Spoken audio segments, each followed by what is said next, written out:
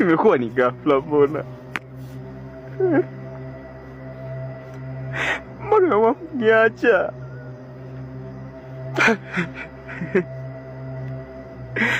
Ungeamua kuniacha mwenyewe mama. Na upendo dhidi yako. Ninakuhitaji katika maisha yangu. Kwa nini umeniacha mama? Unijibu basi. Ni mimi mpenzi wako, niko hapa. Kipenzi? Yes. Mami. Yes, ni mimi. Umenitafuta sana. Unanisikia? Yes. Jitokeze tafadhali, jitokeze. Harua kurshini ba!